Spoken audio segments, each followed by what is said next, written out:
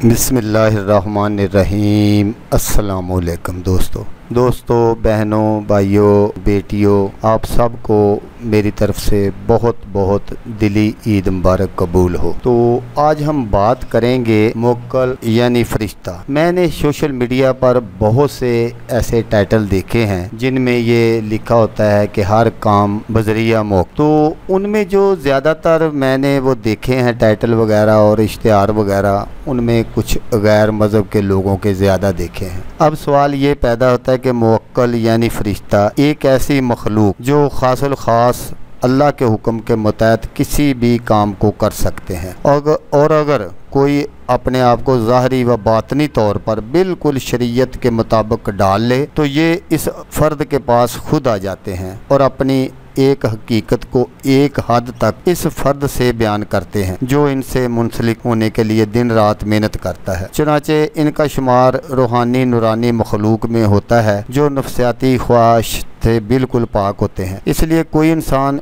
इस मखलूक को कभी भी अपने काबू में नहीं कर सकता और ना ही इनको अपने ताबे कर सकता है, बल्कि मुख्तलिफ अज़ीमात और एक मुकम्मल फार्मूले के मुताबिक इनसे एक राब्ता पैदा कर सकता है जिससे ये दीनी या दुनियावी कामों में बहुत मदद करते हैं और दुनिया का कोई भी काम बआसानी करने के माहिर होते हैं। इसलिए इनको ताबिया करने की गरज से कोई भी अमल या अजीमत को ना पड़ा जाए, बल्कि एक मखलूक ऐसी है जिसका वजूद एक नार की हैसियत रखता है, यानी बहुत तेज़ आग। इन्हें जिन कहते हैं। ये ऐसी मखलूक होती है जो अगर दुनिया में किसी इंसान के पास आ जाए तो ये ताबियादारी भी कबूल करते हैं और दुनियावी हर काम को कर सकते हैं, सिर्फ एक मौत को छोड़कर। दुनिया का कोई भी काम ये नहायत आसानी से कर गुजारते हैं और इसके ज़रिए से होने वाला नामुकम्मल काम जब मुकम्मल बन जाता है तो देखने वाले अफराद रक्श करते हैं कि ऐसे कैसे हो सकता था। अब हर इंसान की मेहनत करने पर है कि वो किस तरीके से मेहनत करके कामयाब होता है। चुनाचे रूहानी नूरानी मोकलात जिन्नात से भी ज़्यादा ज़बरदस्त ताकत व क़ुव्वत रखते हैं। इसलिए वो तरीका बताया जाता है जिससे इसमें अल-हुसैनी को मोकलात व जिन्नात की अजीमत के साथ पढ़ा जाए ताकि इस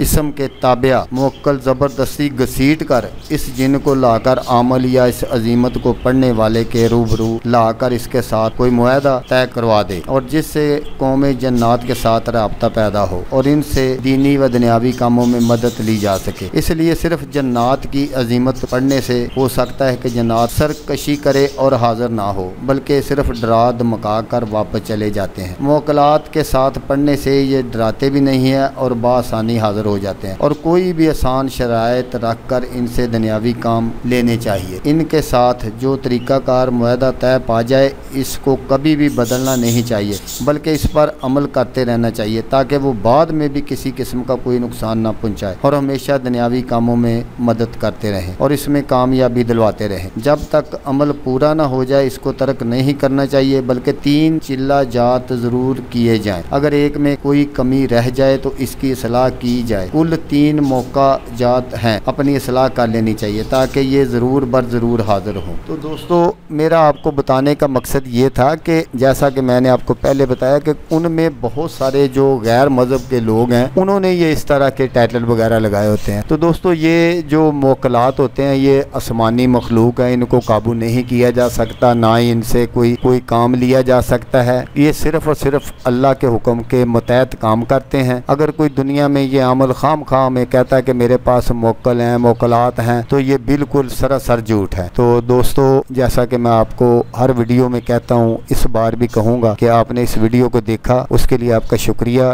दुआओं में याद रखिएगा। अल्लाह हाफिज़। अल्लाह हमें नासर।